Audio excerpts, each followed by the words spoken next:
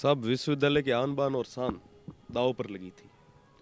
मुझे कहते हुए बड़ा दुख है कि विश्वविद्यालय का जो प्रशासन है वो विश्वविद्यालय को बेचने चला था, और जब रखवाले ही बेचने चले तो फिर क्या हाल हो सकता है ये भी आप भी समझ सकते हैं।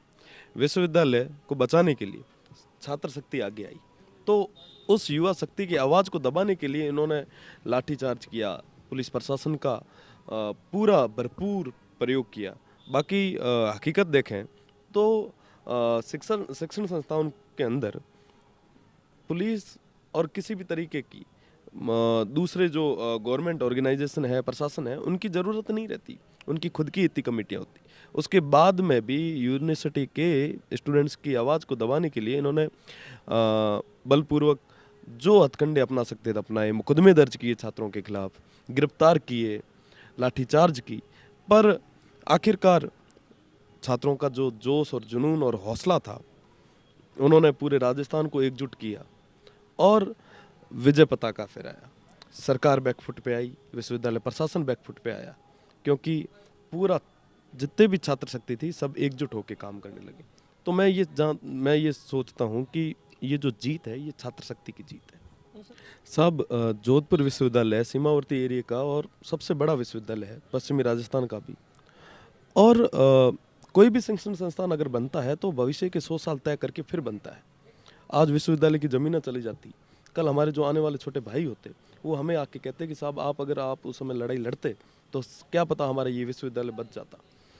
तो सिस्टम के अंदर जो करप्ट भ्रष्टाचारी जो लोग बैठे हैं, उन सब को दबाने के लिए वो अपने मंसूबों में कामयाब नहीं हो, इसके लिए हमने ये भरपूर प्रयास किया था।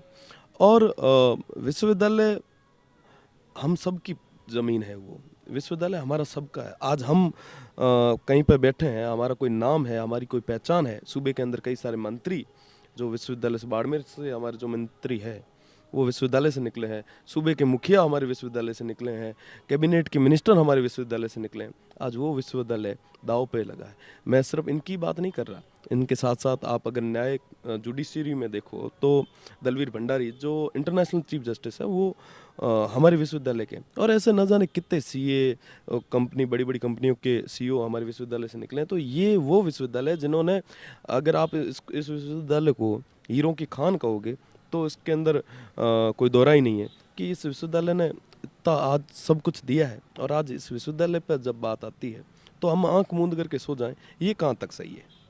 40 बीघा ज़मीन विश्वविद्यालय की जा रही थी, 39 बीघा ज़मीन जिसकी डीएलसी रेट 400 करोड़ है। और सिटी के अंदर कोई भी महानगर के अंदर डीएलसी रेट नहीं चलती, और ये डीएलसी रेट के अंदर बेच रहे थे।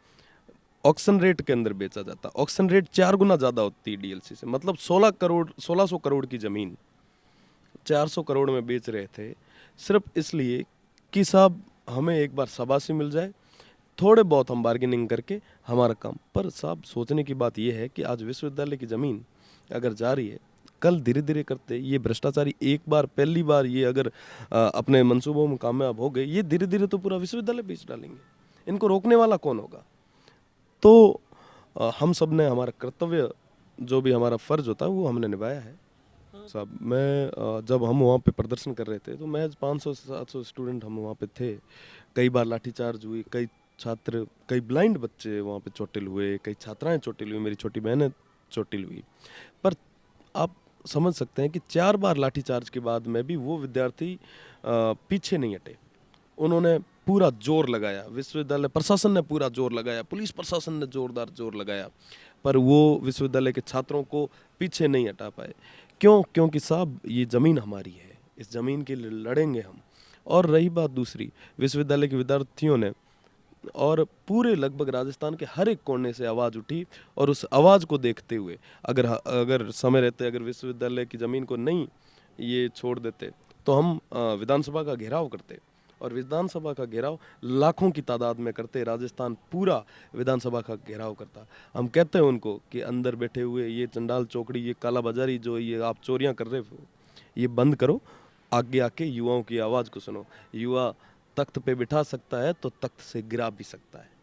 सब चुनौतियां मिलती है, पर जब काम करते हो, काम करने के बाद में आपको जब नतीजा मिलता है, फिर लोगों के चेहरे पे जो चमक होती है, जो आंखों के अंदर जो चमक होती है, वो एक अलग ही सुकून देती है। और हमारा फ़र्ज़ था काम करना, हमारा कर्तव्य था, क्योंकि इन विद्यार्थियों ने जब सब लोग मुझे छोड़ के चले गए थे, सब संगठन मुझे छोड़ के चले गए, तब ये विद्यार्थी मेरे साथ खड़े थे। तो इनके लिए मुझे लड़ना था, मैं लड़ा। आगे भी अगर कोई मौका देगा तो बिल्कुल लड़ूंगा।